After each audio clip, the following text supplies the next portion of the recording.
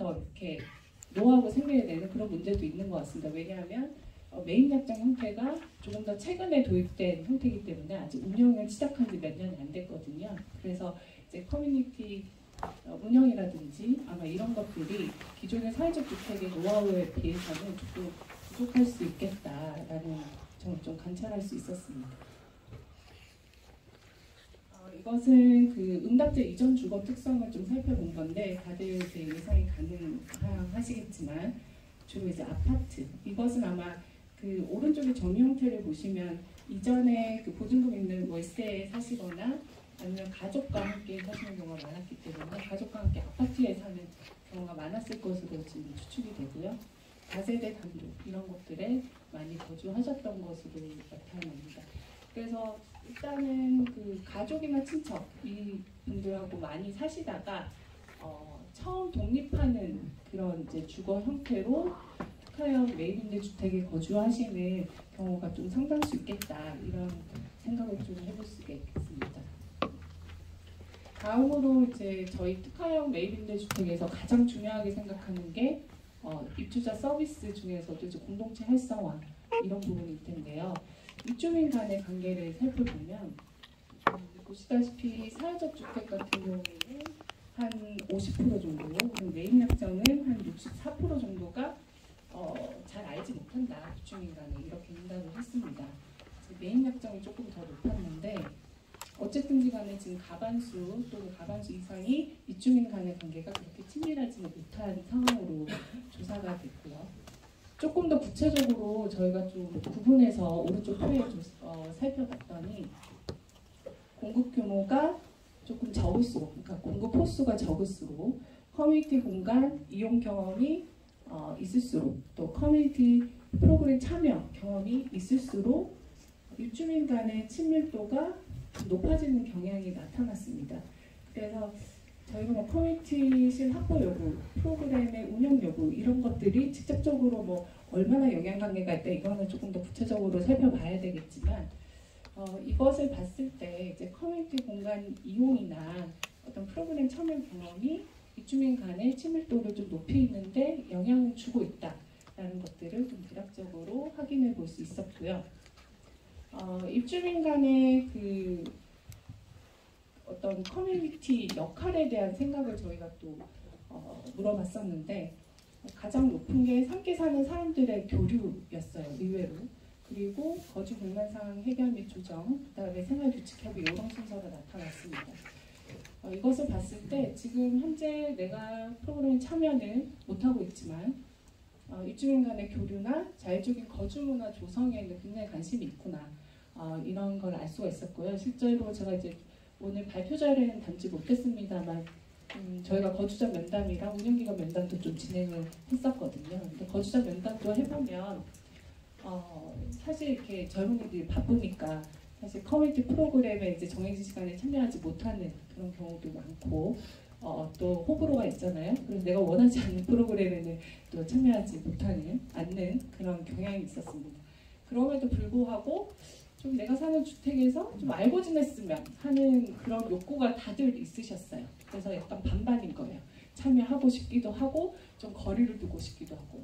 그럼에도 불구하고 공통적으로 답변하시는 것들이 좀 그래도 인사하면서 좀 알고 지내고 싶다. 그리고 실제로 그렇게 하는 것들이 나의 그 거주 생활에 도움이 되고 안정감 그런 것들에 도움이 많이 된다고 또 말씀해 주셨거든요.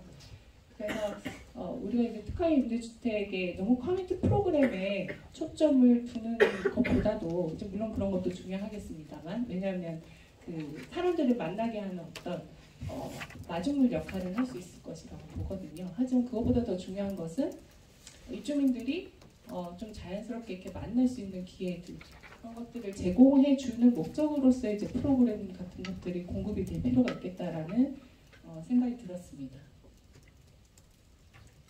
다음으로 커뮤니티 이용 경험과 이용 목적인데요. 보시면은 사회적 주택 같은 경우는 주로 소통 목적으로 이용하는 비율이 높았어요. 근데 매입 약정 주택 거주자는 커뮤니티 공간을 주로 개인적인 목적으로 이용을 하고 있었습니다. 이게 왜 그런가 생각을 해봤을 때 물론 좀 더 깊이 있게 고민을 해봐야 되겠지만 메인 약정 주택의 공급 호수가 뭐 100호, 뭐 50호 넘어가고 이렇게 공급 호수가 좀 큰 경우가 많거든요. 그래서 그런 데서 오는 뭔가 교류의 어떤 밀도가 떨어진 그런 것들의 영향이 아닐까 하는 생각을 좀 해보게 됐습니다. 다음으로 커뮤니티 프로그램 참여 경험인데요. 아까 보시면 공간 이용에 비해서 프로그램 참여는 조금 더 떨어지죠. 사회적 주택은 거의 한 59% 정도로 공간 이용 경험이나 프로그램 이용 경험이 좀 비슷한 수준인데 메인 약정은 이제 프로그램 이용에 있으면 확 떨어지는 그런 결과가 보이고 있습니다. 주로 프로그램을 어디서 이용하냐라고 물었을 때 사회적 주택이랑 메인 약정 주택 모두 별도의 커뮤니티실에서 한다는 응답이 제일 높았어요. 그래서 커뮤니티실은 어쨌든 간에 어느 정도 역할을 하겠구나 라는 생각을 좀 해볼 수가 있겠고, 그럼에도 불구하고 다른 공간에서 일어나는 어떤 활동들에 대해서도 우리가 한번 생각을 해봐야 되겠다 라는 시사점을 좀 얻을 수 있었습니다. 그래서 아까도 말씀드렸습니다만 공간 이용 수준에 비해서 프로그램 참여 수준이 지금 낮은 현실이기 때문에 이런 것들을 고려해서 좀 효율적인 커뮤니티 프로그램 운영, 그러니까 공동체 활성화에 조금 더 도움이 되는 형태의 프로그램 운영이 필요하겠다라는 생각을 할 수 있었습니다. 다음으로는 이제 만족도 부분인데요. 저희가 이제 좀 부문별로 나눠서 만족도를 조사를 해봤습니다. 왼쪽에 보시는 게 현재 주거 상황에 대한 전반적인 만족도인데 만족 이상에 보시면 90% 정도로 나타나서 굉장히 이제 만족하고 있는데요. 아무래도 저희 여기 담아오진 않았습니다만 그 이유는 시세 대비 한 50% 수준이잖아요. 그래서 일단 저렴한 주거비면서 공공에서 이렇게 하니까 전세사기 위험 같은 것들도 많은 상황에서 많이 안정감을 느끼고 계시는 이 비용이 이 정도 퀄리티로 수도권에서 구하기 힘들다라는 만족감이 가장 컸습니다만 어떤 입주자 간의 관계에서 오는 만족감도 그 다음으로 어느 정도는 좀 형성이 돼 있는 걸로 저희가 이제 파악을 했고요. 주거환경 관련해서 만족도를 보시면 전반적인 만족도는 한 90% 정도로 굉장히 높아요. 근데 세부적으로 보면 주거 공간의 크기 이제 작다 보니까 거기서 오는 불만이 좀 있으셨고, 그리고 가장 큰 게 이제 시설물 하자 수준입니다. 그래서 하자 뒤에 또 보시면 운영관리 측면에 또 말씀을 드리겠지만 이제 시설물 하자 보수가 제때 안 이루어지고 이런 거에 대해서 불만이 굉장히 많으시거든요. 그래서 대체로 만족하시는데 이런 부분에 대해서 좀 불만 느끼시는 부분이 있습니다. 주거 편의성 관련해서도 애초에 이 특화형 매입 임대주택을 저희 매입 조건 그 공모 당시에 입지 조건을 굉장히 깐깐하게 보기 때문에 편의성 관련 만족도가 좀 대부분 높게 나타났고요. 경제적 요인도 90% 수준으로 굉장히 높은데 다만 그런 쌈에도 불구하고 월 관리비가 사실 이거는 주택별로 좀 차이가 있을 것 같습니다만 이 관리비가 좀 부담스럽다라는 응답이 좀 나타났습니다. 네, 그리고 사회관계 요인도 85% 정도로 대체로 만족하시는 것으로 그렇게 나타났고, 운영관리 만족도가 그 여러 부문 중에서 이것도 80% 정도는 굉장히 높은 편인데 그나마 이제 비교를 해보자면 운영관리 만족도가 상대적으로 조금 떨어진다라고 이렇게 나타났고, 아까 말씀드렸던 시설물 하자보수 관리 그리고 운영관리 현안이나 입주자 불만 사항이 운영기관하고 소통이 빨리빨리 안 된다. 특히 이런 부분이 좀 불만 사항으로 상대적으로 파악이 됐습니다. 재계약, 현재 사는 주택에서의 재계약 요구, 그리고 다른 곳으로 이사하실 경우에 동일한 형태의 특화형 임대주택에 거주하고 싶으신 의향이 있으신지 여쭤봤는데 일단은 비율이 한 80% 이상이었고, 특히 사회적 주택에 거주하시는 분들 의사가 90% 이상으로 굉장히 높았어요. 그래서 이런 것들이 입주민 간의 어떤 친밀도나 안정감, 물론 이제 기본적으로는 저렴한 임대료가 가장 큰 이유겠지만 앞에 조사하고 좀 연결해 봤을 때 그런 이제 입주민 간의 친밀도도 좀 영향이 있지 않을까 하는 생각을 해봤습니다.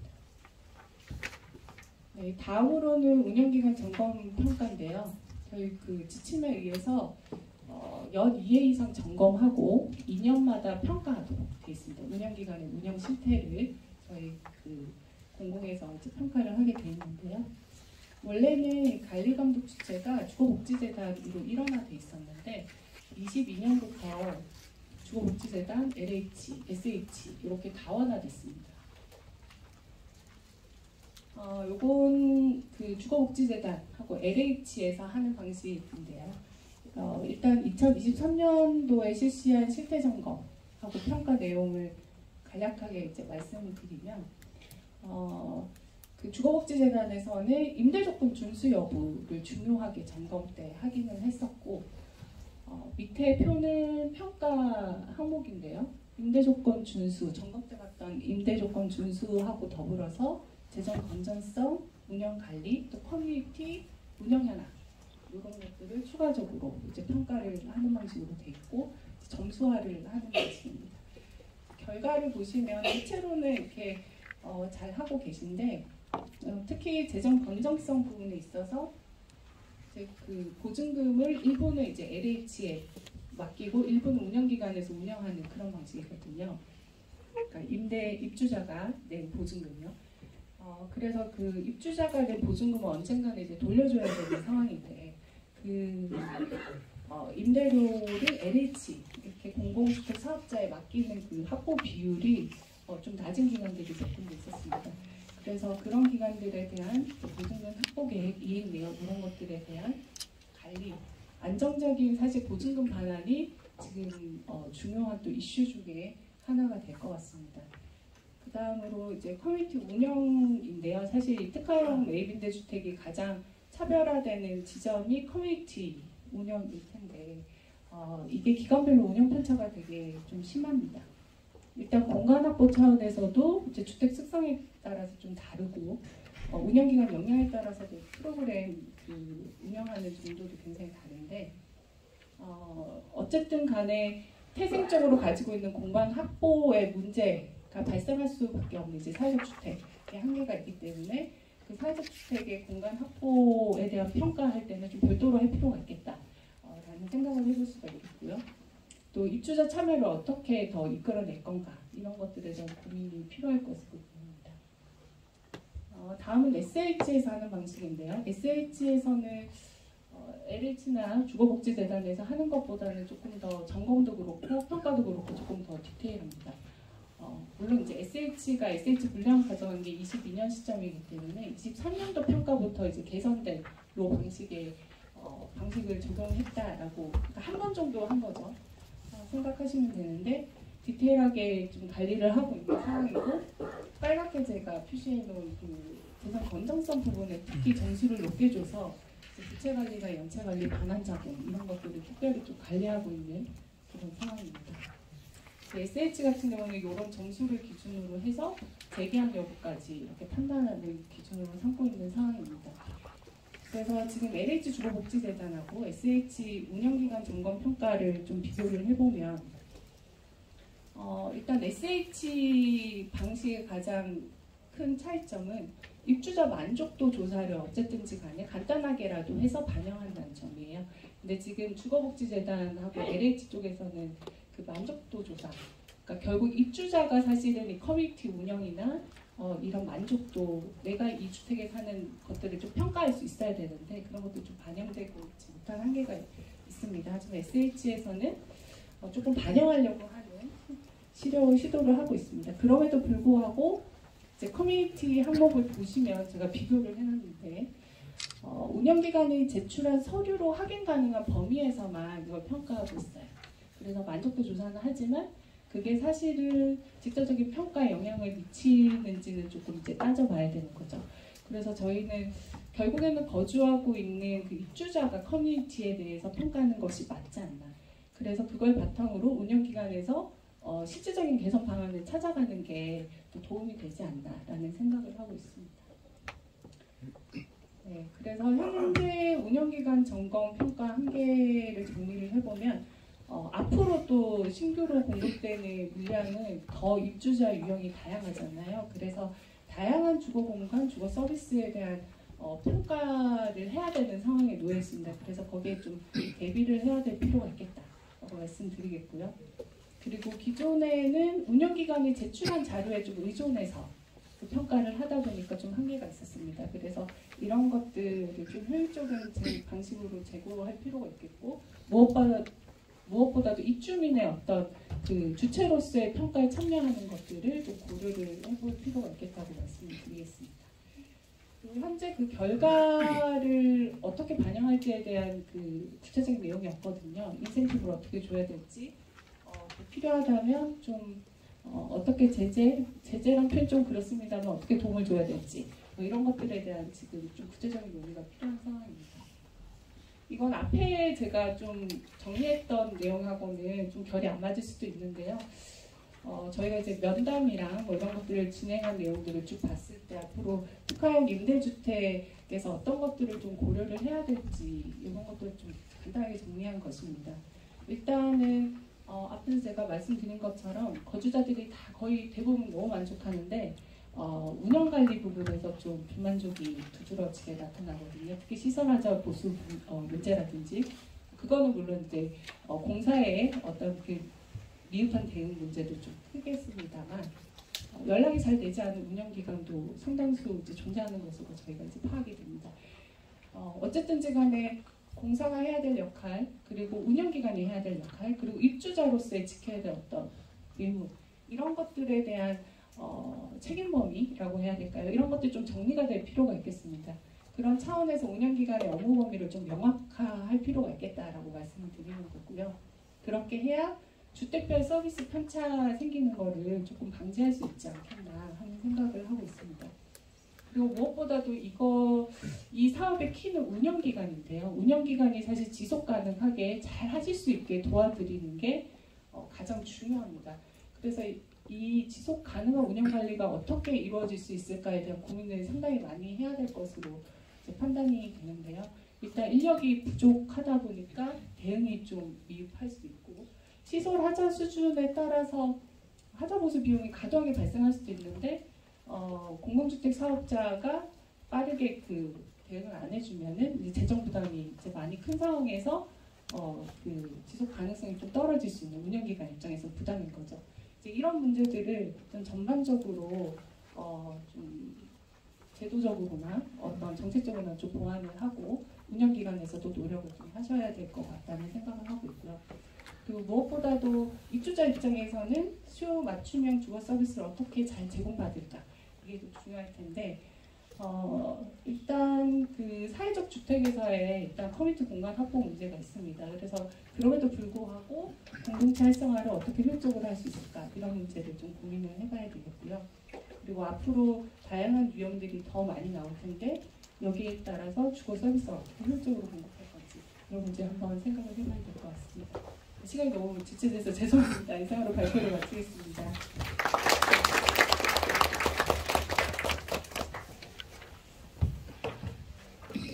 특화형 임대주택이라는 저희 세션에 맞게 이제 특화형 임대주택으로 어떤 집중도가 이제 조금 더 깊어지고 있는 것 같습니다. 한수경 박사님이셨고요. 다음으로는 그 한영현 이사장님께서 이제 실제 특화형 임대주택 운영 사례에 대해서 말씀 주시겠습니다. 박수로 맞아주시기 바랍니다.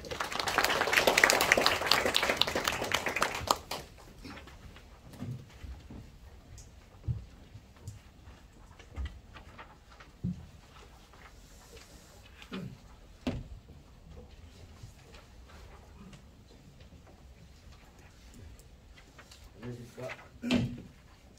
특화임대주택 사례와 개선점이라는 제목을 가지고 발표하게 됐습니다.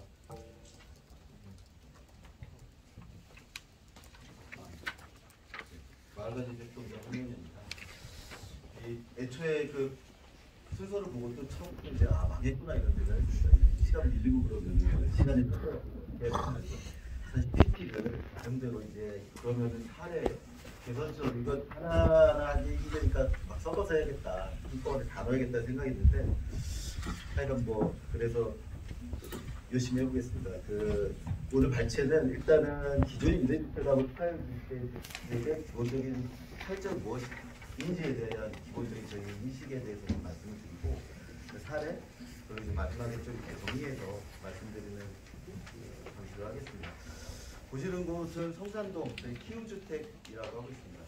청년형입니다. 뭐 신혼부부용 무덤장인데 청년형으로 구성되어 있는 투룸입니다. 마포 홍대입구역에 대단히 가까워서 임대료가 상당히 비싸긴 합니다.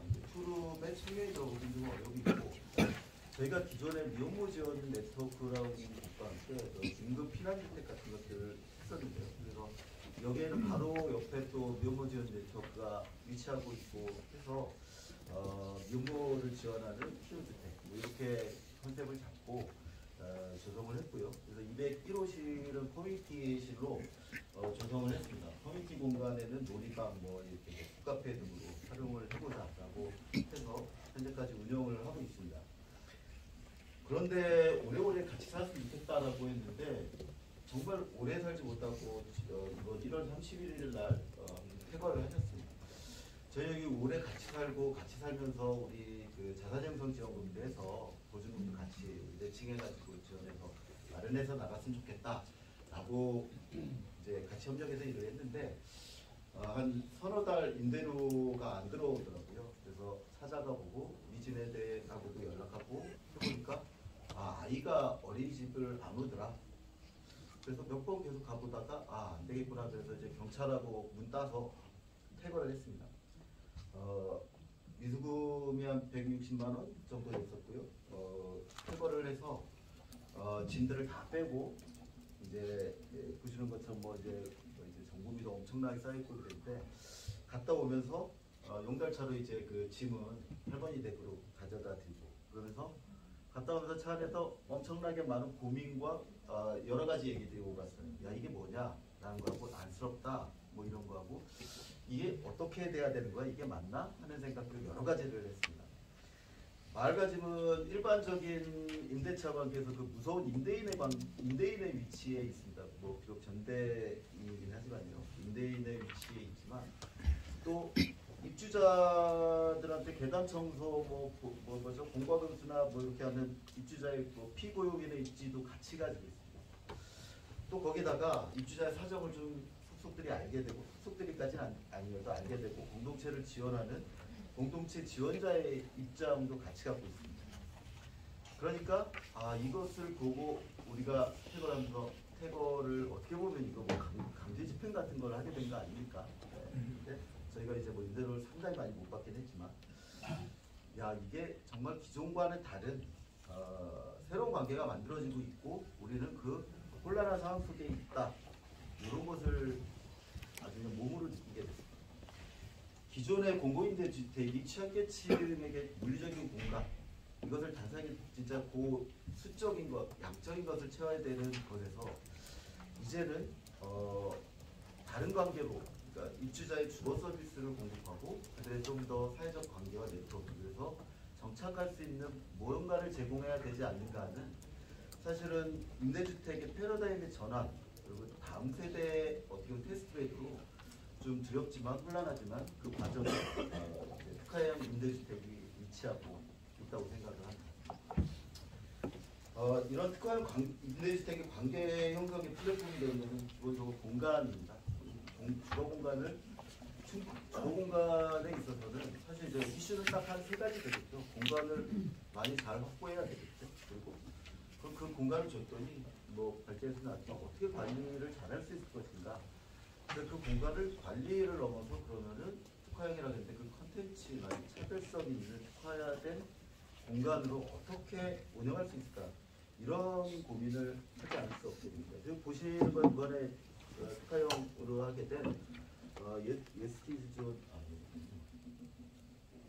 구기순마을이라는 청년 신혼부부형 주택입니다. 구기동은 아시다시피 북한산으로 둘러져 있는 이 숲세권 입지입니다.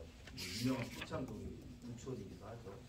시청까지는 한 20분 거리로 되어져 있는데요. 그래서 좀 직주 근접의 접근성이라든가 숲이나 이런 친환경적인 입지를 활용하는 신혼부부형으로 계획을 했습니다.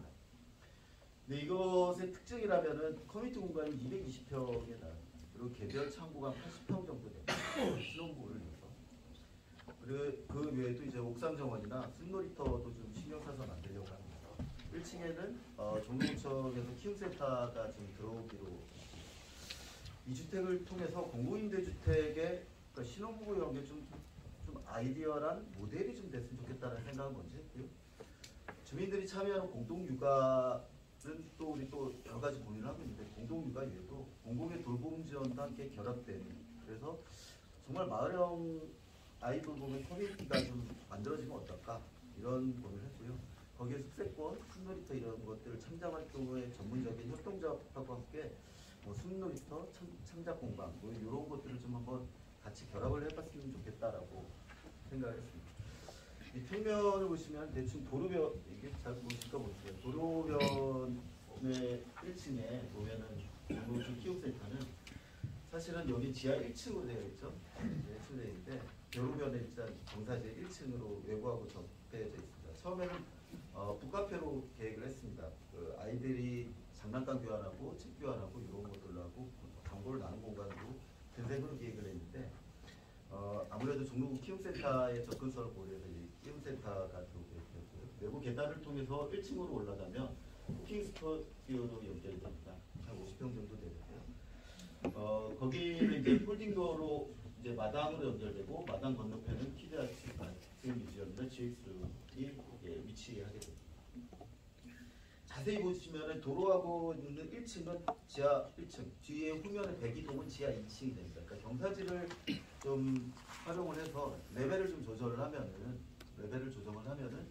보통의 민간 같은 경우는 레벨을 조정을 해서 이쪽에 주차장 위로 가서 필로티 주차장 뺐을 텐데 레벨을 오히려 좀 아래로 조정해서 좀 더 파서 공간을 충분하게 확보를 해보자. 연면적 주거용 연면적을 충분히 확보해보자라는 고민을 했습니다. 여기 주택에 충분한 공간이 확보될 수 있었던 것은 사실은 그 입지 환경을 경사지를 잘하는 것도 있지만 원가율 동향이 없었으면 사실 고민도 하지 않았어요. 이 비용을 민간에서 누가 대주지도 않을 거기 때문에. 그래서 원가 변동이 아주 큰 이 공간을 조성하는 데 실질적으로 도움이 되고 있다는 말씀을 드리고요. 다음 잡지는 평택입니다. 평택은 점프업 주택이라고 해서 청년 신혼부부의 한 150호 정도는 한국동에 위치한. 여기는 운영관리적인 측면에서 좀 말씀을 드리고 싶고 그것을 어떻게 잘할 수 있을까? 저희는 뭐 서울시 광주구에 위치한 사회적 기업이고 평택에 있는 곳을 운영해야 되는데 충분한 공간을 어떻게 활용할 수 있을까? 지역의 자원과 어떻게 활용할 수 있을까? 운영 관리에 있어서 평택 자활센터나 사회적 경제지원센터 그리고 평택시와 함께하는 지간서가와 함께 좀 이 곳을 좀 멋진 공간으로 운영을 해보자라고 생각했습니다. 평택은 전통적으로 사실은 삼성전자 뭐 이런 얘기가 나오기 전에는 미군기지로 대표되는 미군기지, 뭐 배우지의 상업 도시 이런 이미지가 많이 강했고, 그래서 도시의 가장 기본적인 문화적 기반, 인문 사회적 기반 이런 것들이 좀 약했다라는 이미지가 많이 강합니다. 그리고 보실 것처럼 서지는 그 경기 남부에서는 가장 큰 시장이라는데 풍국시장하고 바로 붙어 있고 거기는 청년몰도 평택시가 하고 그러는데 사실 뭐 일반적이게도 당연히 그렇게 잘 되고 있지는 못하고 그래서 그 풍국시장하고 연계해서 자활센터 그리고 설명센터하고 연계해서 이런 효율적으로 활용해보자라고 계획을 하고 있습니다. 저희가 지간서가 이렇게 말씀을 드렸는데 지간서가를 이제 고민한 것은 저희가 이제 많은 그 문화공간이라든가 커뮤니티 공간을 조성하고 운영한다고 했는데 거기에서 운영 관리하는 것에서 어려움이 많이 있었고 근데 그래서 이제 고민하게 된 게 평택시와 함께 지간서가를 유치한다는 고민을 하게 되었습니다. 지간서가는 SK에서 재원을 기부하는 사회공헌 프로그램이고요. 이 프로그램 운영은 서울대 인문학 확산센터가 콘텐츠 지원하고 이렇게 큐레이션을 해주고 이런 프로그램입니다.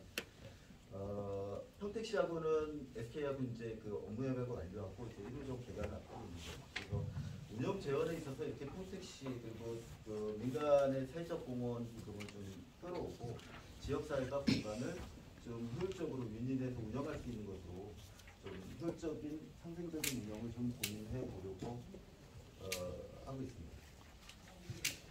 이번에 저희가 동대문구 희경동에 조성한 여행자의 청년형 백호금으로 조성을 했는데요. 제가 여행자의 집이라고 하게 된 이유는 되게 단순합니다. 여기는 1km 간격 이내에 경희대 외대 시립대가 다 들어있고요. 임대요정에는 어떤 어려움이나 이런 건 없겠다. 근데 특화형이라는 게 청년이면 다 특화냐? 그리고 이건 좀 여기 이 좋은 입지에 좀 밋밋하지 않을까. 그래서 저희가 그냥 이곳을 여행자의 집으로 하는 것은 저희가 지역사회 교류를 하고 입주자 교류 활동하는 청평, 가평 쪽으로 가게 되는 저희들 경춘선입니다. 경춘선 여기 여기 한 150m 이내에 있어서 그러면은 우리 커뮤니티 프로그램의 출발 근거지 내지는 이런 여행이나 이런 활동의 거점 이런 것들로 한번 조성을 하고 그거에 맞게 좀 근데 여행이라는 컨텐츠는 상당히 인문학적이고 되게 좀 확장의 가능성이 많이 있지 않습니까? 그래서 여행이라는 컨셉을 가지고 가봤으면 좋겠다 라는 처음에 그런 시도를 가지고 싶었고요. 저희가 그간의 컨텐츠, 그러니까 커뮤니티 프로그램을 하면서 사실 가장 어려운 참여 인원이 부족하다는 거죠. 저희가 최초에 연남동에서 커뮤니티 프로그램을 하면서 향초 만들기, 피자 사진서 했는데 처음에 막 엄청 강요를 했겠죠. 한 99% 참여해서 커뮤니티 프로그램을 했는데 그 다음 주인가 다다음 주는 아주 민주적으로 입주자회를 했죠. 소리가 하는 거니까 커뮤니티 프로그램 강제로 하지 맙시다. 그런 얘기를 하시더라고요. 피자 먹을 때 그렇게 좋아하시더니. 그래서 저희가 그 커뮤니티 활동하면서 사실은 아무리 홍보를 해도 한 명, 두 명 나오기 또 힘들고 많이 그랬습니다. 저희가 많이 고민을 하고 있는 게 입주자가 제안을 하고 일정한 명수가 되면은 커뮤니티 프로그램이나 컨텐츠의 적합성을 봐갖고 그냥 돈을 지원해줄게. 그리고 결과 보고서 내. 결과 보고가 어려운 건 아니고. 그것도 사실 되게 그렇게 쉽진 않았습니다. 그리고 이거 아무래도 풀이 적으니까 이 한 지점이 아니라 우리 전체 지점에 있는 사람들이 다 같이 할 때 그것도 모수가 적더라고요. 그래갖고 사회주택협회 입주회사 전체 같이 이제 프로그램들을 진행합니다. 남산 트래킹 이런 것들. 그래서 입주자의 참여나 이런 것들을 위해서 좀 그런 여러 가지 방안을 낼 수 있는 거점 공간으로 이게 역할을 할 수 있으면 좋겠다. 이게 상생한 공간이 됐으면 좋겠다. 라는 것을 보이고 구체적인 컨텐츠를 위해서 저희가 서울시 관광협회라는 곳이 있습니다. 명동이나 어디가 빨간 옷 입고 영화 안내하고 그런 것들 하는 곳인데 업무 협약하러 갔더니 좀 새로운 사실을 알게 됐죠. 관광업 종사자 중에 청년이 엄청나게 많고 처우가 대단히 안 좋고 코로나 이후에 줄어서 다시는 이분들이 복귀하지 않다. 처우가 안 좋고 그래서 이분들을 위한 지원도 좀 했으면 좋겠다. 그리고 창업 지원이나 그런 공간을 좀 마련했으면 좋겠다. 라는 좀 얘기를 듣고 그렇게 업무 협약을 하고 공간을 조성하고 있습니다. 그래서 공간 구성에 있어서는 여기가 아까 보시듯이 2차선 대로변에 있어서 1층에는 지구별 여행 안내소라고 해서 그러니까 아까 청년들이 공유할 수 있고 여행 콘텐츠를 채울 수 있고 같이 모여서 할 수 있는 공간을 조성을 했습니다. 그 공간에서는 1인 청년 가구들이 여행용품, 텐트 이런 거 구비하기 힘드니까 입주자들한테 무료로 알려줄게. 근데 담배빵 나면은 각오하시고 이렇게 하면서 빌려준 공간을 좀 조성을 했고요. 근데 그거 어떻게 관리를 하겠어요? 그래서 자연스럽게 폴딩도어를 연결을 해가지고 카페 오아시스라는 근색을 편성했습니다. 거기에는 우리 커뮤니티 프로그램에서도 너무 강제적이지 않게 3장 정도의 카페 쿠폰은 그냥 줄 거야. 근데 그 다음에 추가적인 또 몇 장은 너희들 몇 명이서 같이 오면 줄 거야. 그냥 자연스럽게 커뮤니티의 교류가 이루어지고 자연스러운 만남을 좀 유도할 수 있는 공간이자 중국의 여행자 안내소를 관리할 수 있게 되는 그런 공간. 커피 한두 잔 공짜로 주면 몇 잔 사먹지 않겠습니까? 그런 공간으로 좀 조성을 했고요. 한쪽 옆에는 내리서는 이제 우리 관광협회랑 같이 좀 이렇게 교류할 수 있는 공간, 창업지원 공간, 공유 얘기를 해보자 여러 가지 얘기가 나는데 그런 공간으로 구성을 했고요. 옥상에는 이렇게 파티나 그룹 미팅이 가능한 공간으로 좀 구성을 하려고 했습니다. 그래서 좀 전문적인 콘텐츠를 위한 공간 그리고 그것을 내부에서 어떻게 구성하려고 했는가가 지금 역정동에서는 주안점이 있고요. 이런 이런 공간을 조성하는 것 이외에 좀 그 우리가 특화형에서 기하고자 하는 것은 공간은 기본적인 기반이 되는 거고, 그럼 그 공간을 기반으로 관계를 확장하고 지역에 안착하고 하는 커뮤니티를 어떻게 조성할 것인가에 대한 고민이 필요할 것 같습니다. 그래서 이곳은 이제 안성인데, 안성 맞춤 청년문화주택이라고 네이밍을 했습니다. 이렇게 고민하게 된 것은 안성시는 가장 기본적으로는 다른 주변 도시에 비해서 발전이 되게 더딘 농업도시, 전통적인 농업도시의 이미지가 강한데요. 중앙대나 그리고 그러니까 산업체도 경기도에서 세 번째라고 하죠. 되게 중소규모가 많은 거죠. 근데 정주하진 않다. 그래서 청년 문화를 좀 만들고 정주행도를 늘리자. 청년 문화 그것도 같이 논의해서 안성시가 아주 주도적이고 적극적인 좀 역할을 하고, 그리고 그래서 있어서 바로 뒤에 150m 뒤에는 행복주택의 600명의 청년 공공임대 입주자가 있습니다. 이들하고 같이 할 수 있는 공간으로 이 공간을 조성하자. 이런 어마무시한 계획을 세웠습니다. 근데 안성시 그래서 기사를 보시면 안성시를 통해서 알게 된 청년 농부들이 운영하게 된 친환경 1인 가구 이제 편의점 구성하고요. 창업지원 스튜디오는 창업지원까지 같이 좀 하기로 했고, 안성맞춤 하면은 안성맞춤 6위 아닙니까? 안성맞춤 6위로 술잔도 만들고 커피잔도 만들고 해서 그리고 안성시 굿즈도 있지 않겠습니까? 여기 옥산동 사거리는 안성의 강남 사거리 정도 생각하시면 됩니다. 거기에 그래서 편집샵하고 카페가 좀 연계되는 공간으로 좀 만들자. 좀 지역화되는 공간으로 만들어 봐야 되겠다. 이런 그 네트워킹이나 컨텐츠에 대해서 안성시에서는 중간중들도 아주 적극적으로 구체적으로 고민을 합니다. 평면을 보시면 대략 그 대로변 보시면 2층에 오픈 계단으로 쭉 올라가게 되면 2층에 중정이 있습니다. 아까 다시 보시면 이 건물 딱 보면서 가운데가 텅 비어 있는 걸 보실 거예요. 가운데 텅 비어 있는데 오픈 계단을 해서 2층으로 가면 중정이 있습니다. 과감하게 어떻게 보면 가운데를 팔 수 있는 공간을 없애버렸습니다. 중정을 통해서 커뮤니티 공간이 오고, 끝에는 안성시하고 같이 1인 가구 지원센터를 구성해서 안성시가 좀 입주하자 이렇게 협약을 했고요. 저희가 이 가운데 중정을 만들고 위로 쭉 꺾어오는 거는 사실은 요게 주거 면적을 꽉 채워서 민간에서는 꽉 채워서 팔면은 어정쩡하지만 주거 공간 팔아먹을 수 있는 면적이 되는데, 보시는 것처럼 1인 가구에서 저 공간을 채워서 한들 계단이 조금 중앙복도의 양옆으로 교도소처럼 빵빵빵빵 뚫린 참 비인간적인 주거가 나오는 것 같아서 토지 분산의 정보에서 아예 그냥 과감하게 가운데는 원가용만 지금 공사비 안 받는 게 지거든요. 그래서 뻥 뚫었고 중정을 줬습니다.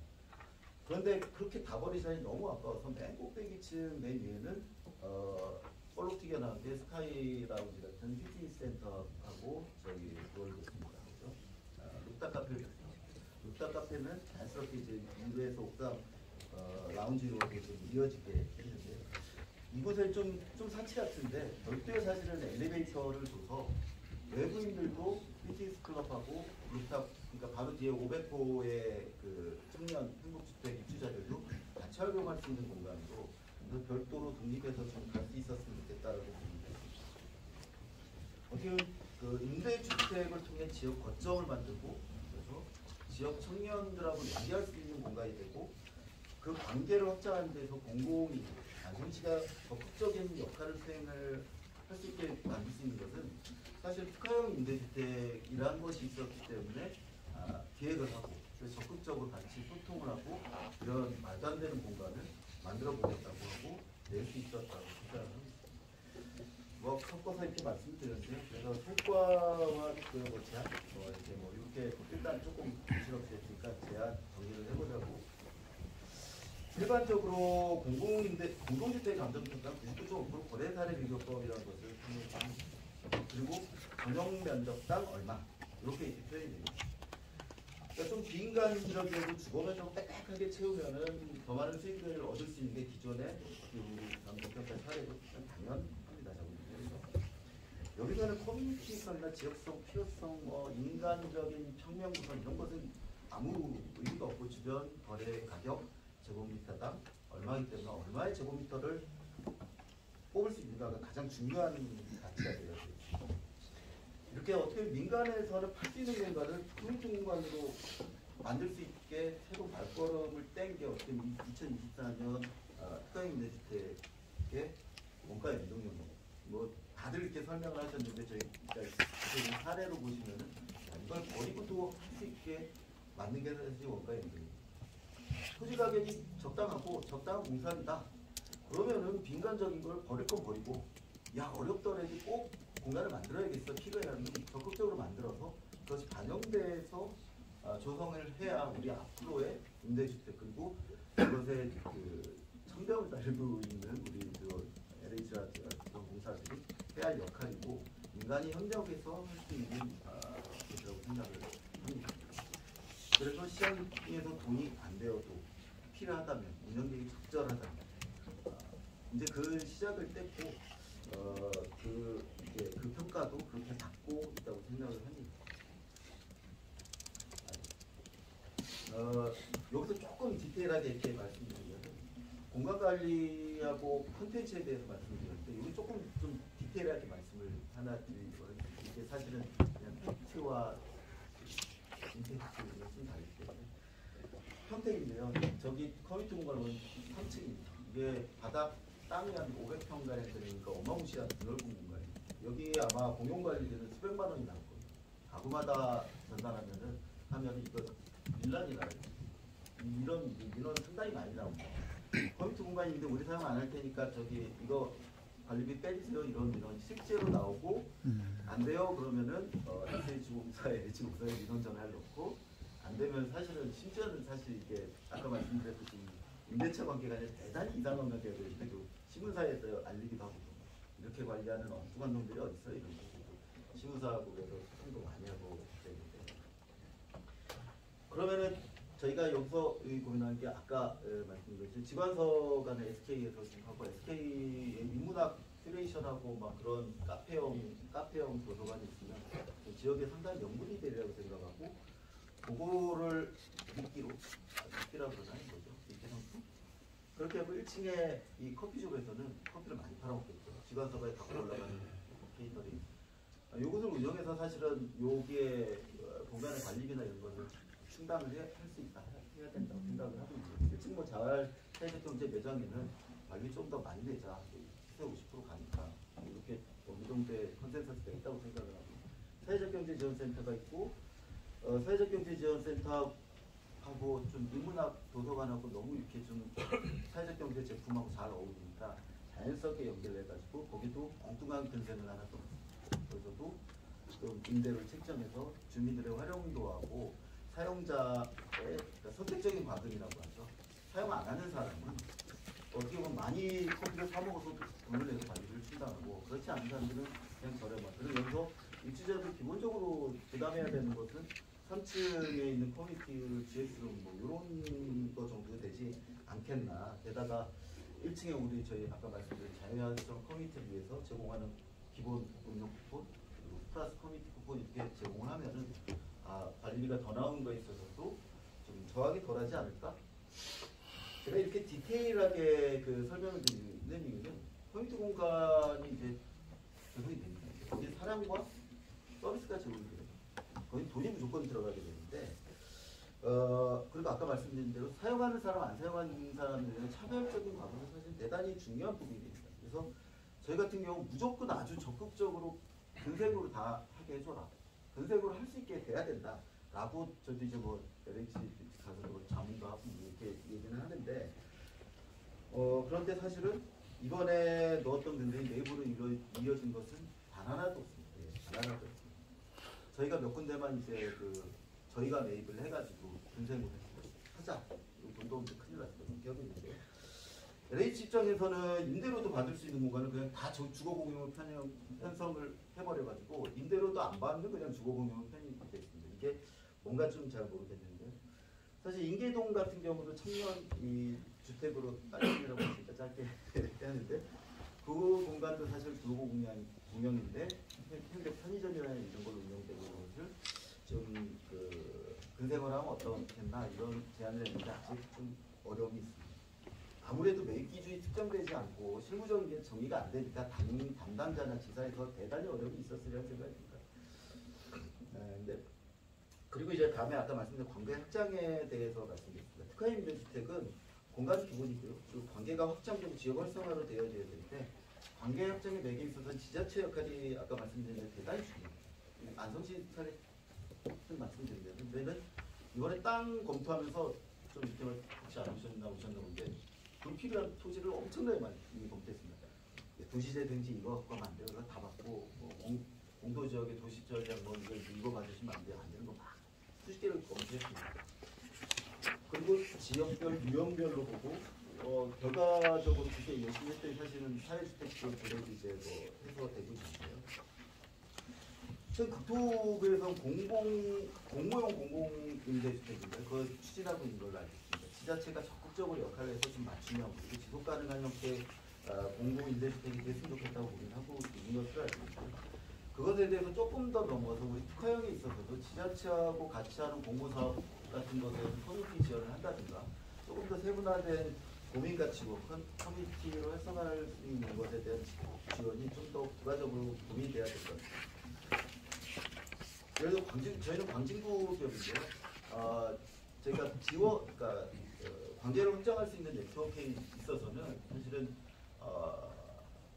LH, GH, 뭐 지방공사 같은 경우는 뭐 어디서 좀 끌어갔으면 좋겠어라고 많이들 생각하고 계신데 사실은 가장 큰 것은 LH, GH 자신입니다. 저희 입장에서는 그게 가장 큰 자산이고 지원의 매개라고 생각이 되는데요. 예를 들어서 저희가 광진구에서는 LH, GH 그러니까 폐쇄된 노 매입 임대주택을 리모델링 해가지고 청년 기업하고 같이 리모델링해서 광진구청하고 광진주거국가 긴급 피난주택으로 활용하고 있습니다. 유흥무라든가 화재가 안 되거든요. 사실 있는 LHGH에서 없어진 멸실시킨 거 잘 찾아봐가지고 하면 인간하고 할 수 있는 게 점점점 늘어나고 그래서 주거돌봄 협동조합이라는 지역에 좀 더 발전된 하나의 형태의 협동조합을 만들고 대우에서도 돈을 들고 취약계층이 대가서 했다고 그러거든요.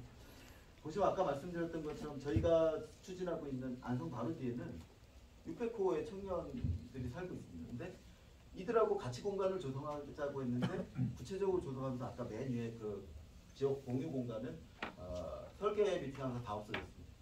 설계에서 요거 안 돼요, 저거 안 돼요, 뭐 이러다가 다 없어졌는데요. 그런 것에 대해서 좀 폭넓게 고민이 되고 인정이 될 수 있어야 되지 않겠는가. 저희가 GH하고 있는 리모델링 사업 근처에도 인계동 팔달동에는 제가 알기로는 1000호 이상의 LHGH의 공공임대주택이 있고 거기서 거점 공간으로서의 역할을 할 수 있게 좀 돼야 되지 않나 이런 고민을 하고 있습니다. 본격적으로 이제 특화형 공공임대주택 이제 막이 올랐다고 생각이 듭니다. 근데 여기서 좀 관계가 확산이 되고 지역하고 연계가 돼야 되는데요. 이제 그 물리적 공간 제공에서 주거 서비스를 공급하는 것을 패러다임의 전환, 이 발을 떼고 우리 좀 혼란스럽지만 그 와중에서 우리는 이제 좀 성공적으로 자리매김하고 여기서 특화형 임대주택이 큰 역할을 할 수 있다고 생각합니다. 감사합니다.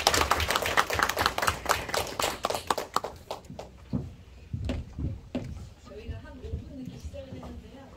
너무 각각 발제자분들의 내용들이 힘도 있고 하다 보니까 제가 딱 중간에 끊기가 좀 애매해가지고 저희가 원래 20분에 시작을 해서 원래 시간대로라면 11시 20분 정도에 끝났어야 되는데 지금 한 30분 가까이 한 25분 정도 이렇게 추가되는 상황이라서 저희가 원래는 토론을 한 40분 잡았는데 토론을 한 25분으로 줄여도 한 12시 한 15분 정도에 끝나야 될 것 같아요. 근데 식사가 1층 라운지에서 1시 15분까지 된다고 하니까 최대한 좀 타이트하게 의견을 좀 맞춰서 한 12시 15분 정도에 나눠주시면 끝내보도록 하겠습니다.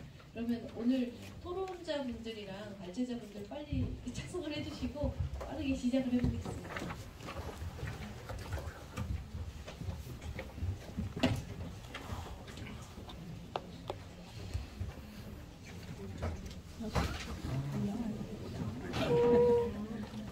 왜 나가지?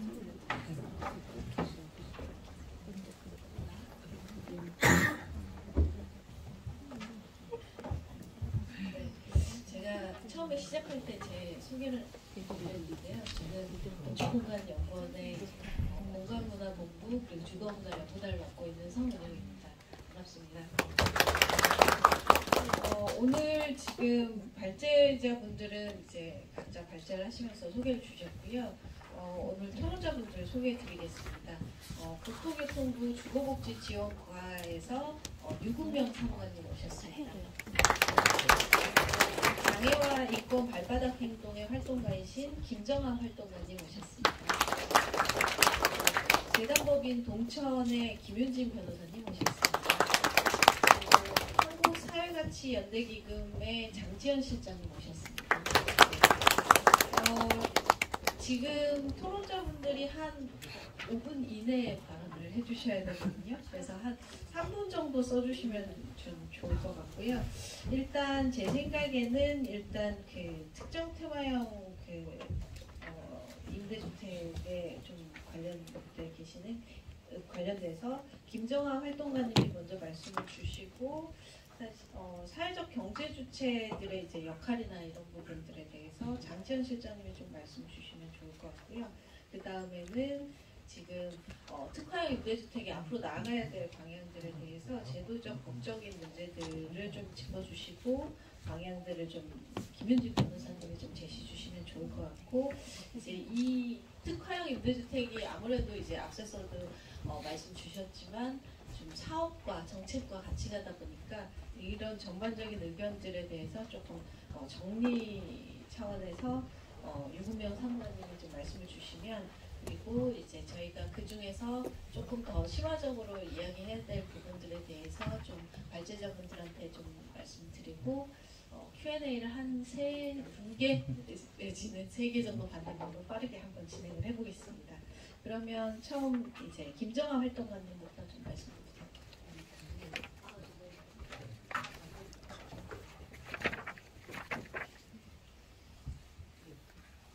5분 안에 스피드하게. 네, 저 장애와 인권 발바닥 행동이라는 한국의 장애인 탈시설 운동하는 조직의 활동가인데요. 제가 왜 이걸 발표하냐 궁금하실 텐데 제가 2018년부터는 사회복지법인 프리웰이라는 법인의 대표이사를 맡고 있으면서 사회복지법인 차원에서 지금 이 특정 테마형 그때는 그냥 테마형 매입임대 주택 사업이었는데요. 그거를 하게 되었기 때문에 이 발표를 하게 되었습니다. 저희가 장애인이 자립한다는 때 보통은 주거약자형 주택으로 자립을 하거든요. 근데 주거약자형 주택의 기준이 있는데 그게 표준 기준 수준이 사실 최고가 아니라 그냥 최저예요. 그래서 이렇게 말하면 좀 화나실지도 모르지만 어쨌든 기준이 충분하지가 않습니다. 그래서 장애인 중에는 장애 정도가 다 다른데 어떤 장애인은 주거약전 주택마저도 자립용 주택이지 못해서 거기를 다 지어놨는데 다 뜯어고쳐야 된다든지 아니면 만들어진 게 너무 형식적이어서 실제로는 화장실에 취집이 안 돼서 화장실 휠체어 다 놓고 기어서 화장실을 가야 된다든지 뭐 이런 여러 가지 문제들이 있었습니다. 그래서 안 되겠다. 우리가 직접 짓고 체중증 장애인도 집만 있으면 자립할 수 있다는 걸 보여주자라는 마음에서 이제 시작을 하게 되었습니다. 사회주택협회나 여러 조직들의 협력을 받아서 저희도 이 사업을 참여를 하게 됐고요. 이 지역은 김포 신도시 지역인데 저희가 여기에 원래 시설이 있던 부지예요. 근데 거기가 이제 세월이 지나면서 신도시가 됐고 거기 이제 시설에 있는 장애인분들은 SH공사가 제공하는 임대주택을 자립을 하신 후에 부지가 있어서 그 부지로 활용해서 이 주택을 짓게 되었습니다. 저희가 이제 장애인뿐만 아니라 심사를 받을 때도 오직 장애인만 사는 곳은 여전히 또 시설 같은 문제이기 때문에 장애인 비장애인 가구가 함께 사는 주택으로 애초에 기획을 하게 된 것이죠. 그래서 이제 장애인 가구, 아동 양육 가구, 중장년의 1인 가구, 중장년으로 1인 가구를 한 이유는 신혼이나 청년 주택들 많이 나오는데 중장년을 위한 1인 가구 정책은 없었기 때문에 저희가 좀 거기에 특화했고 이 부지가 용적률이 작아서 마당이 굉장히 넓습니다. 그래서 이제 아동이 이제 양육하는 가구들이 있으면 좋겠다. 그 마당을 활용할 수 있으니까 그렇게 해서 이제 새 가구 유형을 잡았고요.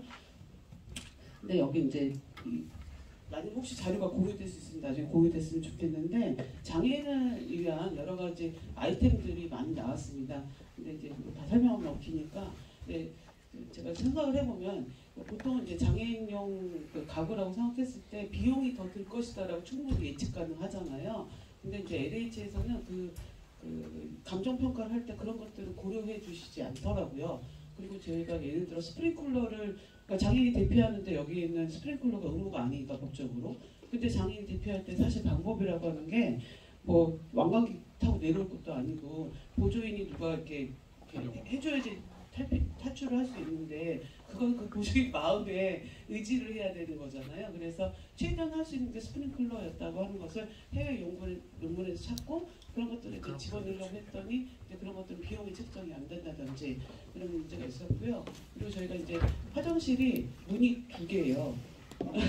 좀 보통 일반 주택에는 없죠. 근데 이제 저희가 이제 와상 정도의 장애인이 입주할 것을 예상하기 때문에 그분이 이제 사실 이제 보통 화장실 문이 거실로 나와 있잖아요. 근데 거실에서 누가 외부인이 있을 때 그 나체 상태에서 거실로 나와야 된다는 것이 문제가 있었기 때문에 그 이제 샤워하시고 그 샤워용 침대에서 바로 방으로 가서 채비하실 수 있도록 하는 어떤 집들은 이제 문이 2개의 구조 뭐 이렇게 이제 장애인을 고려한 그리고 입주자 가구 세대들마다 다 엘리베이터를 장애인용 엘리베이터를 낸다든지 이런 식으로 장애인들이 이 공간에서는 차별받지 않는 공간으로 조성을 하자라고 했는데 이런 것들에 대한 비용의 고려나 이런 것들이 좀 없더라고요. 그래서 제가 특화형이라고 하는 것이 정말 특화답게 하려면은 기획이 아름다움을 뭐하나 예산이 받쳐주지 않는데 그래서 기획을 아름답게 해서 그거를 끝까지 그걸 밀어붙이려면은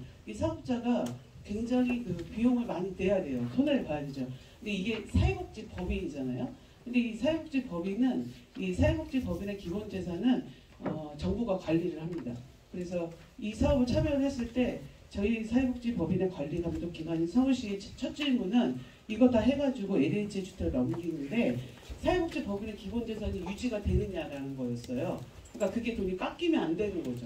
그러니까 다 지어가지고 LH 넘기는데 토지는 법인 거잖아요. 그러니까 토지가라고 하는 기본 이제 평가액이 있잖아요. 근데 그걸 깎으면 안 된다는 거예요. 그러니까 사실은 어떤 뭐 수익까지는 바라지도 않는데 그 토지가는 그냥 남겨야 된다는 거죠. 그러니까 이런 것들이 굉장히 어려움이 있었습니다. 그리고 허가받는 데 굉장히 절차적인 어려움이 있었고요. 그래서 첫 번째는 특화되려면은 예산이 받쳐줘야 되는 이야기다. 그거는 국토부가 그런 의식을 가지고 해줘야 된다. 두 번째는 그러니까 돌봄이 동반되는 특화 같은 경우는 보건복지부와 국토부가 그리고 그 복지법인을 관리하는 시군구가 시도시군구에 여러 가지 협력 체계로 같이 이 프로젝트를 해줘야지 타자적 입장에서 이렇게 그냥 이렇게 하면 너무너무 절차가 어렵고 너무너무 다 안 되는 거예요. 다 우리 부서 일 아니니까 우리 부처 일 아니니까 그거는 나한테 묻지도 말고 알아서 하고 우리는 사회복지 법인의 절차만 너희들이 지키고 오면 돼. 이런 식의 태도들은 베테랑 태도들은 이 프로젝트를 주거와 복지를 하기가 어렵게 했습니다. 마지막으로 저희가 장애인 돌봄인데 장애인 자립지원이라는 테마인데 이 복지부가 자립지원 주거 서비스에 대한 약속을 명확히 해주지 않고 있어요. 아직도. 그리고 김포시도 안 하고 있습니다. 근데 이런 것은 이게 이제 테마를 이렇게 잡으라고 하놓고서는 사실은 이제 주거 서비스라고 하는 것에 명확한 연결이 없는 그런 문제들이 있다라는 점을 말씀드리고 싶습니다. 문제만 말했지만 사업은 잘 되고 있고 되게 재미있는 프로젝트고 굉장히 모범적인 사례를 만들어낼 것이라고 생각하고 있습니다. 감사합니다.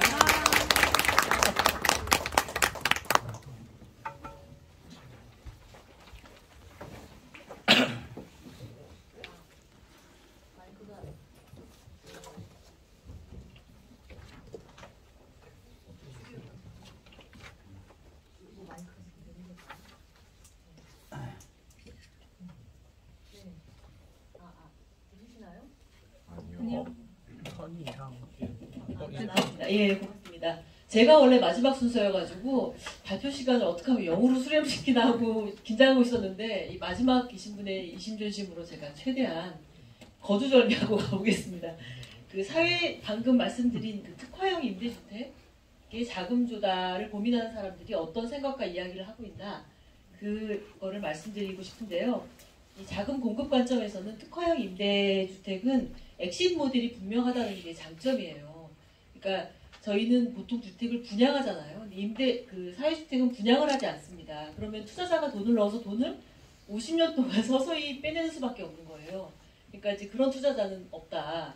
그래서 서울시나 지자체가 15년짜리 융자를 만들었지만 뭐 그런 식의 정책 자금을 받은 뭐 자산화 융자를 받은 것도 요즘 약간 슬픈 이야기지만 자산을 매각해서 융자를 갖고 있어요. 그러니까 그건 지역 자산화가 실패한 거라고 볼 수 있겠죠. 근데 이건 엑시트 모델이 분명하니까 정부가 사학이라고 약속을 하고 시작하는 것이니까 그래 해볼 수 있겠다. 투자자를 모아보자라고 이제 뛰어들었는데 예상하신 대로 굉장히 험난하고요. 저희가 결론적으로 얻은 거는 그 돈을 모으는 게 아니라 투자자를 개발하려고 노력을 해야 된다. 그러니까 공익재단, 그다음에 뭐 ESG 뭐 하고 싶어하는 금융기관, 그다음에 시민 투자자 이런 투자자를 평소에 잘 개발해 놓는 게 중요하다. 그 단적인 예가 프리웰입니다. 프리웰이 이제 안산에 있는 4.16 재단이 저희가 돈을 많은 여러 재단을 태핑했는데 결국은 4.16 재단이 했어요. 그 이유는 4.16 재단이 있는 안산은 원래 예전부터 햇빛 발전이 활발합니다. 전국에서 1등이거든요. 그러니까 이제 지역 안에서는 햇빛 발전은 굉장히 좋은 투자처인 거예요. 그래서 돈을 넣겠다고 하면은 5억까지밖에 안 받아줘요. 더는 못 받아준다. 이렇게 되어 있어서 4.16 재단이 그걸 아니까 자기 기본 재산을 지역에 있는 그 햇빛 발전에 5억을 넣어본 경험이 있는 거예요. 그래서 이분들은 사회적 경제 조직이 돈을 넣는 게 위험하지도 않고 수익률도 좋다고 생각하는 겁니다. 그래서 중간에 여러 가지 설득 과정을 거쳤지만 저희가 많이 설득했던 기관 중에 유일하게 4.16 재단이 프리웰에 이제 5억을 융자했고 그게 저희한테는 그냥 하나 나온 사례 한 발짝 간 거예요. 여러분들 재단이 이런 일에 돈 많이 넣을 것 같죠? 거의 없습니다. 우리나라는 외국은 많아요. 그러니까 이제 제도적 차이가 있다는 거 저희가 발견했고 그런 제도적 차이를 지금 메우는 법안 작업도 하고 있습니다. 동천이랑 같이 하고 있고요. 그리고 이제 재단을 열심히 매달리다 결국은 한국은 다이나믹하니까 결국은 시민 펀딩 아니냐. 그 구례나 괴산에 있는 자연드림파크가 조합원 현금으로 만든 커다란 부지잖아요. 그러니까 시민 펀딩으로 한번 해볼까? 이제 요즘 그런 논의들을 하고 있습니다. 그래서 뭐 1억, 20억 이런 규모로 시민 펀딩을 한번 가보자. 그래서 사회주택 사업자분들도 뭐 9%, 12% 이렇게 수익률 걸고 지금 펀딩을 시작하려고 하고 있어요. 여러분도 한번 참여해 주시면 좋을 것 같습니다. 그러니까 저희가 평소에 그렇게 관계를 많이 만들어 놓으면 급할 때 자금이 돌아갈 수 있는 구조가 될 수 있다고 보고 있고요. 두 가지 더 말씀드리고 싶은데 결국은 사회주택 협회가 중요한 것 같습니다. 아까 앞서 이제 연구원에서 말씀해 주신 그 질을 평준화하는 문제, 질 너무 떨어지지 않게 질을 좀 관리하는 문제, 역량을 높이는 거 이런 것들이 통제와 평가 이런 것이 아니라 다른 눈으로 보면은 역량을 키우고 육성해야 되는 일이거든요. 근데 그것들을 정부가 일일이 할 수 없고 그런 패러다임은 이제 협회가 보통 이제 외국은 협회가 자정 능력을 가지고 스스로 협회 안에 들어온 사람과 들어오지 않은 사람들의 질을 자연히 구분되게 만들어서 협회 안에 들어갔을 때 보호받으면서도 특정한 질을 담보할 수 있게 만들어내는 건데 국내도 대부분 그렇게 돼 있죠. 그래서 협회가 기금을 결국은 가져야 되는 거고 우리나라에서 관행적으로 쓰이는 거는 공제 사업이죠. 그래서 건설 분야에 굉장히 공제가 많지 않습니까? 그래서 협회도 어느 시점에 이제 나중에 말씀하시겠지만 사회주택 사업자가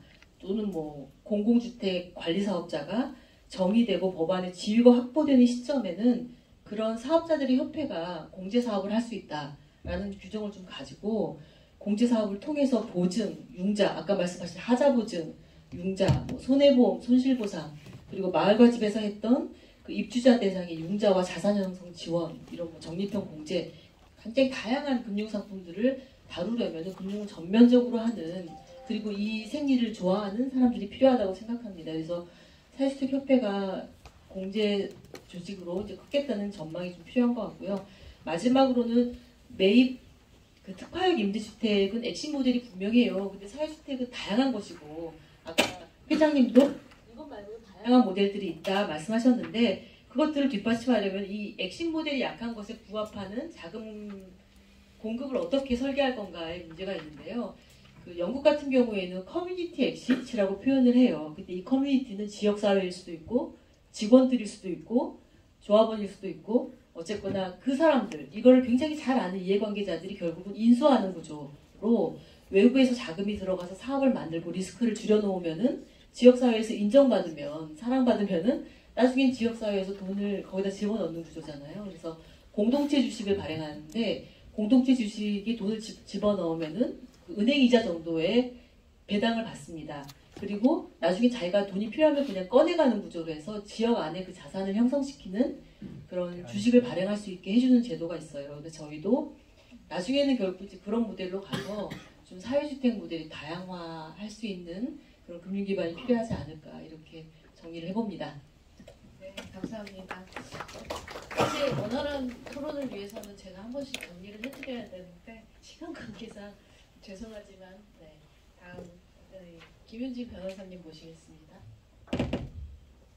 네, 안녕하세요. 재단법인 동천 상근변호사 김윤진입니다. 오늘 법제 관련해서 빠르게 말씀드리려고 하는데요. 일단 사회주택의 개념을 앞에서 많이 말씀해 주셨으니까 넘어가도록 하겠습니다.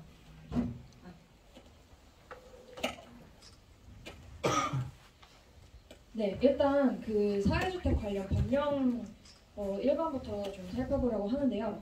일단 주거기본법 제11조 보시면 국가 및 지방자치단체가 해야 할 일들에 대해서 임대주택 공급의 종류에 대해서 이야기하고 있습니다. 그래서 공공임대주택, 민간임대주택, 그리고 마지막으로 사회적 기업, 사회적 협동조합 등 비영리 단체가 임대주택 공급할 때 지원할 수 있다. 이런 식으로 되어 있는데 지금 마지막에 보시면 따로 법률로 정한다라고 되어 있는데 1항과 2항에 대해서는 각각 공공주택 특별법 그리고 민간임대주택법이 제정돼 있지만 3항에 대해서는 아직 따로 법률이 없는 상황이라서 개별 법령에서 규정하고 있는 상황입니다. 그래서 이런 민특법을 개정할 것이냐 공특법을 개정할 것이냐 아니면은 독자적인 법을 하나 독자적으로 제정할 것인가 이런 것에 대한 논의가 많은데 지금까지 법안들이 꽤 발의가 되었지만 통과된 것은 없습니다. 그래서 지금 사회주택에 대해서 직접 정의하고 있는 규정은 없고 다만 이제 이런 사회적 경제 주체, 비영리법인 주택 공급 관련 규정들은 일부 존재하고 있고 그래서 민특법 그리고 공특법의 국토교통부 업무 처리 지침으로 규정되어 있습니다. 그래서 보시면 민특법 조항 세부적인 것은 넘어가도록 하겠고요. 공특법도 이런 식으로 기존주택 등 매입에 대해서 법령에 규정이 되어 있고 이것에 대한 업무 처리 지침 그리고 특화형 매입임대주택 특례 이렇게 규정되어 있습니다. 그래서 2018년에는 사회적 주택에 대한 특례였는데 2023년에 특화형 매입임대주택 특례 이렇게 바뀌었고요. 그래서 이러이러한 내용이 규정되어 있는데 그래서 이런 사회주택은 주로 지방자치단체 조례 2015년에 서울특별시가 시작이었고 최근까지 이제 울진군 아까 보여주신 안성 이런 데서 제정을 했고 제주도 인천 등에서도 조례 제정을 준비하고 있습니다.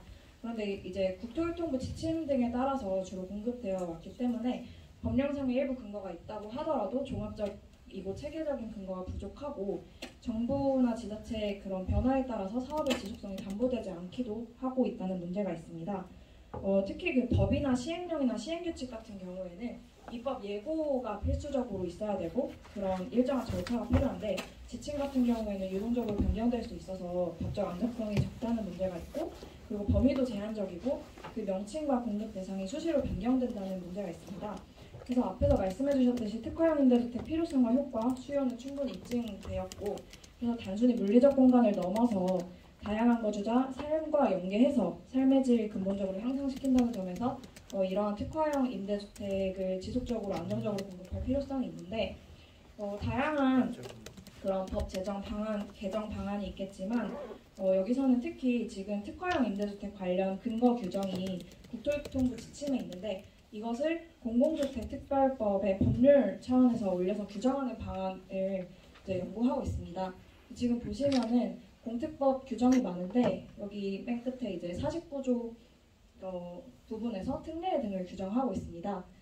그래서 지금 제49조의 11로 특화형 공공임대주택 특례로 올리는 방안을 저희 관계 단체들이 고민을 하고 있어서 소개해드리면 공공주택 사업자는 공공건설임대주택 또는 공공매입임대주택을 특화형 임대주택으로 공급할 수 있다. 자세한 내용은 국토교통법령으로 정한다. 이런 식으로 규정이 가능한데 이것의 장점은 법적 안정성을 일단 강화할 수 있다는 점이 있고, 그리고 건설형을 추가했다는 특징이 있습니다. 건설형을 추가하면 기존에 이제 매입가가 문제라서 매입 임대에 대한 문제 제기가 많이 이루어졌는데, 이제 공공에서 아예 건설을 해서 그 공공 토지 및 건설 임대 등에 대해서 기획 운영을 전문성을 가지고 있는 그런 사회적 경제 주체가 할 수 있게 함으로써 긴밀하고 광범위하게 공공과 민간이 협업할 수 있다는 장점이 있습니다. 그리고 지방자치단체에서도 건설해서 공급하고 싶은데 이제 법령에 규정이 없어서 못하고 있는 그런 부분이 있다고 들었는데, 그런 부분도 해결을 할 수가 있고, 입주 자격이라든지 감정평가 방법이라든지 보증, 운영관리 주체, 기금 이런 사항에 대해서도 국토교통부령으로 세부 사항을 규정할 수 있게 되고, 그리고 이러한 규정이 공특법에 신설된다면 민특법 그리고 세법 같은 다른 법령에서도 지원이나 특례 규정을 연계하기에 효과적일 것이고, 그리고 보건복지부와 같이 복지 서비스 지원이 필요한 경우에도 부처 간 협업이 가능한 근거가 될 수 있을 것 같습니다. 왜냐하면 특정 부처의 지침 수준이 아니기 때문에 법령으로 올렸을 때 이러한 장점들이 있을 것입니다. 네, 그래서 이상으로 간단히 마쳤고 추후 토론에서 더 말씀드리도록 하겠습니다. 감사합니다. 다음 이 모든 토론과 발제의 내용을 좀 들으시고 저희 교통부 입장에서 좀 유금영 사무관님께서 말씀 주시겠습니다. 또 주거복지지원과 연구하는 유금영 사무관이라고 합니다. 일단 짧게 세 가지 정도만 말씀을 드리겠습니다. 일단 특화형 매입임대주택이라는 것 자체가 저희 국토부가 주체적으로 저희는 하드웨어만을 담당하고 있기 때문에 저희가 직접적으로 막 하나하나 한 사업 하나하나 챙기기는 쉽지 않거든요. 그래서 아까 말씀 주셨던 것처럼 사회 이제 협회나 아니면 이제 개별적인 사업자들의 역량이 좀 많이 뒷받침됐으면 좋겠다라는 바람이 있고요. 그래서 고민할 부분이 세 가지 정도 있는 것 같은데, 일단 근린생활시설을 설치해서 직접 운영을 하시면 좋겠다라는 생각은 저는 처음부터 가지고 있었고, 이제 활성화되려면 뭐 카페라든지 아니면 옥상에 뭐라든지 그런 게 좀 있어야 좋은데, 아직 이게 근린생활시설을 어떻게 운영할 것인지, 그리고 LH가 그거를 취득하는데 그게 사실 좀 이제 예기치 못한 문제 등으로 인해서 그 부분에 대한 수익은 뭐 어떻게 되는 건지 이런 것에 대한 검토가 좀 더 필요해서 지금 현재 좀 시범적인 단계로 근린생활시설 설치를 신규 매입하는 부분에 대해서는 조금씩 허용해 나가고 있으니까 그런 것들을 좀 같이 보완 나가면서 조금 사례들을 보고 좀 이제 앞으로 좀 더 잘 해 나가면 좋지 않을까 싶고요. 그리고 공사비 연동형 같은 경우는 저희 좀 고민이 많습니다. 아직 이게 공사비 연동형이라는 게 이제 특화형 매입임대에만 적용되는 건 아니고 일반 매입임대 주택에도 적용되는 건데, 이 원가 검증이라는 걸 저희가 처음 도입하다 보니 규모가 있는 주택에 대해서만 이제 적용할 수밖에 없는 문제가 있었고, 그리고 지방 같은 경우는 그 원가를 계산할 이제 기간들이 부족을 해서 그런 이제 좀 제약 사항이 있어서 저희도 좀 시범 단계라고 말씀드릴 수 있을 것 같고요. 근데 아까 이제 특화형 매입임대 주택의 특성상 이 주택 부분을 조금 희생하더라도 커뮤니티 공간을 챙겨야 된다, 그런 말씀을 주셔서 이게 그 공급자적인 관점에서 주택 호스 기준이 아니라 이제 특화형 매입임대가 좀 연면적 기준으로 하든가 그런 다양한 대안을 좀 저희가 검토해 보도록 하겠습니다. 그 세 번째로 이제 운영 관련된 부분인데요. 사실 특화형 임대주택이 일반 임대주택이랑 다르려면 그냥 어떠한 특정한 분들을 모아놓고 그분들이 좀 좋아하시고 이제 편하게 사실 만한 이제 여러 가지 시설들을 갖춰놨다에서 끝나면 사실 그냥 일반적인 매입임대 주택을 그냥 LH가 직접 특정 계층들을 모아놓고 특정 계층들을 위해서 설계를 하면 되는 게 아니냐, 그게 더 저희 입장에서 쉬울 수도 있는 거고요. 근데 다만 그런 거에서 좀 나아가서 특화형 매입임대라는 것의 역할이 무엇이냐라고 고민을 봤을 때 사실 일단 그 많은 이제 노력들을 해주고 계신데, 그런 것처럼 이제 한 주택 안에서 이제 커뮤니티를 운영한다거나 그런 것에 그치는 게 아니라 주변의 공공임대라든지 아니면 주변의 지역자원들과 좀 연계될 수 있는 모델로 나아가야 되지 않을까라는 생각을 하고 있습니다. 그러니까 정리하자면 이제 말씀 주셨던 것처럼 이제 좀 저희의 역할도 이제 제도적인 뒷받침이 필요하겠지만 이제 좀 우량한 이제 사회적 이제 관심 있는 업체들이 좀 역량 있는 업체들이 많아졌으면 좋겠고 저희도 뭐 이제 매입 가격이라든지 운영에 대한 지원에 대해서는 저희가 이제 같이 고민해 나갔으면 좋겠습니다. 네, 이상입니다. 감사합니다. 일단 명료하게 핵심을 정리를 해주셔서 감사하고요. 저희가 시간이 다 되긴 했는데 그래도 아쉬우니까 플로어에서 질문 딱 2개만 좀 받고 가겠습니다. 네. 먼저. 네, 앞에서 먼저.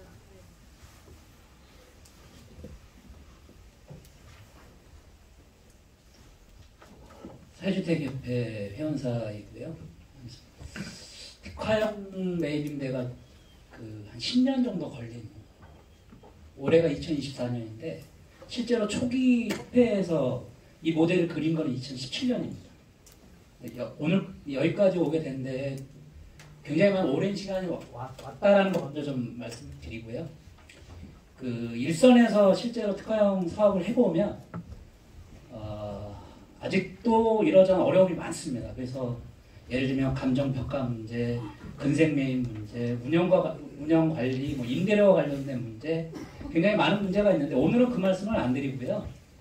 다만 이제 핵심적으로 LH가 실제로 특화형 매입임대 사업 계획서 제안 받아서 심사해서 사업자 선정한 다음에 업무 이관을 지역 본부로 내려보냅니다. 그런데 온도차가 굉장히 많이 나요. 이 문제가 실제로 일선에서는 엄청난 문제, 실무자는 어려움을 많이 발생시키기 때문에 딱 한 가지만 제안드리면 이런 이제 일선 사업자들의 어려움을 듣는 자리가 조만간에 좀 그게 국토부 주관이 됐던 LH 주관이 됐던 일선 몇 년 동안의 사업자들의 경험과 어려움들을 듣는 이런 간담회 자리가 좀 만들어졌으면 좋겠습니다. 고맙습니다. 제 소개를 안 드렸는데요. 저는 사회적 기업 새로운 사회를 여는 주택 한정훈이라고 합니다. 감사합니다. 아까 저기 질문 주시겠다고 네 손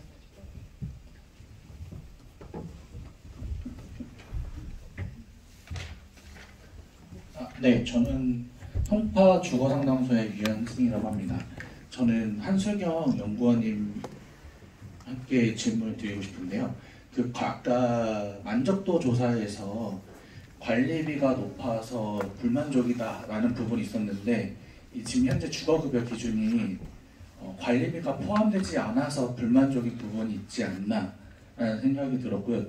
제 질문이 2개인데 두 번째는 우리 주무관님? 죄송합니다. 사무관님께서 우량한 민간이라고 하셨는데 그 우량한의 기준이 어떻게 되는지가 궁금합니다.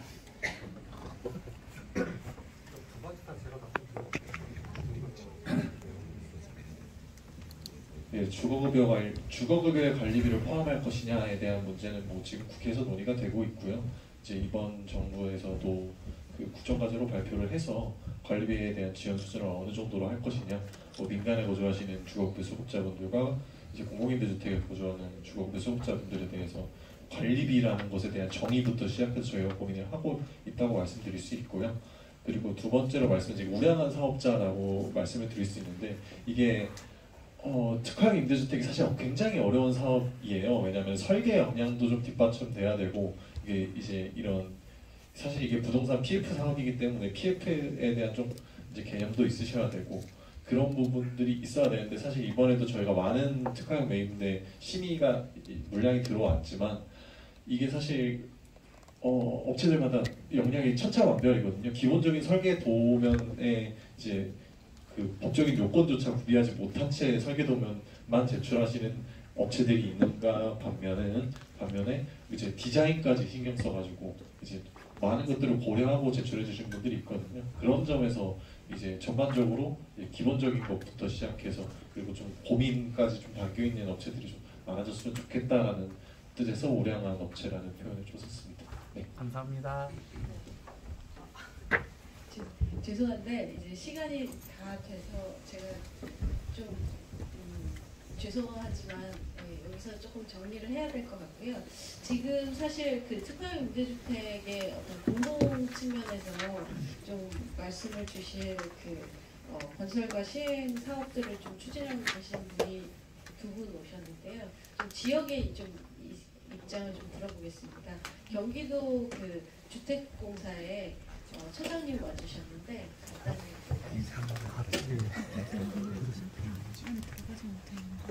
간단히 안녕하세요. 저는 경기주택도시공사의 주거복지부장입니다. 이렇게 마이크를 주실지 몰라가지고 준비는 못했습니다만, 저희는 올해 처음으로 특화형 매입임대주택 사업을 시작했고요. 그전에는 하질 않았습니다. 그래서 아까 우리 한의사님도 오셨었지만은 지금 실제 저희 참여했던 기업들 사업자들하고 간담회도 한 두세 차례 열었어요. 그러면서 이제 직접 이야기도 들어보고 현장에서 느끼는 것과 그리고 저희가 느끼는 것, 그리고 정부 차원 입장이 좀 다른 것 같아요. 그러니까 사실 정부 차원에서는 아까 보시면 특화형 매입임대주택이라는 게 오래된 사업도 아니고, 그 다음에 또 모든 게 마찬가지지만 최소한의 기준만 주거든요. 그 안에서 사실 저희 같은 공공사업자들이 추가적으로 어떤 것을 더해서 빼지는 못하고 더해서 사업을 추진을 하게 되고, 그 과정에서 부딪히는 문제점들도 굉장히 많습니다. 저희도 요구된 것 중에 하나가 사실 지금 올해 제일 큰 문제인 것 같은데요. 실제로 공사비는 많이 오르는데 집값은 떨어져가지고 감정가가 생각보다 굉장히 적게 나왔습니다. 저희도 조금 놀랐는데요. 그래서 사업자분들이 좀 당황을 하고 있는데, 어쨌든 저희가 기준과 달리 하기는 좀 어려운 것 같아요. 그리고 사실은 제가 오늘은 말하기 위해서 온 건 아니고 좀 듣기 위해서 왔는데, 지금 해주신 얘기들 좀 잘 새겨 듣고 저희 사업에 좀 참고를 하도록 하겠습니다. 네, 이상입니다. 네. 감사합니다. 그리고 제주개발공사에서 와주셔서 간단히 얘기 듣고 빨리 마치도록 하겠습니다. 네, 제주개발공사 주거복지사업본부장 김재현입니다. 저번에도 국회에서 할 때도 시키더니 계속 시키시네요. 네.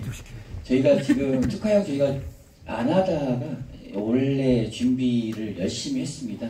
이한솔 협회장님의 도움을 많이 받아서 제주도에서도 이제 내년에 210호 물량을 신청을 해서 약정형법 특화형 시작할 거고요. 오늘 저도 여기서 들으면서 느낀 게, 그러니까 커뮤니티에 대한 얘기가 가장, 그리고 어떤 유형, 어떤 테마를 갖고 우리가 시작할 건지에 대한 고민을 계속하고 있고요. 그거를 이제 지역 주민들 그리고 관련 기관들의 얘기를 한 1년간 들었습니다. 준비기간을 좀 많이 가져서 지켜봐 주시면 저희도 가장 밑에 있는 제주도지만 밑에서부터 좀 테마형 아니면 특화형의 바람을 좀 불어가도록 하겠습니다. 감사합니다. 네, 감사합니다. 저희가 한 2시간의 시간을 좀 할애를 해서 특화형 임대주택에 대해서 다양한 소리를 듣는데 좀 집중한 시간이었던 것 같습니다. 오늘 뭔가 한결로 토론의 핵심적인 질문을 이렇게 정리하지는 못했지만, 기본적으로 특화형 임대주택에 대한 가능성, 현황과 가능성을 받고, 그리고 이제 앞으로 나아가야 될 방향에서 다양한 주체들의 이야기를 듣는 자리였던 것 같습니다. 저희가 조금 점심시간을 더 저희가 할애를 했는데, 식사장이 다 같으니까 식사장에서 못다한 이야기들, 질문도 하시고 인사도 하시고 그런 시간들 가졌으면 좋겠습니다. 오늘 이상으로 저희 건축공간연구원과 사회주택협회가 마련한 한국형 사회주택에 진한 특화형 임대주택 세션을 여기서 마치도록 하겠습니다. 감사합니다.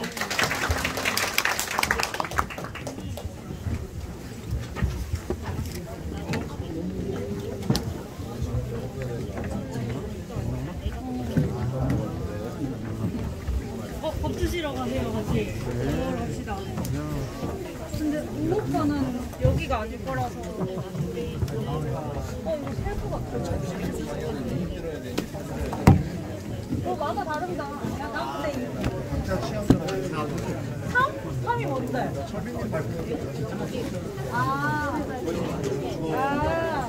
강원 나왔어. 몇?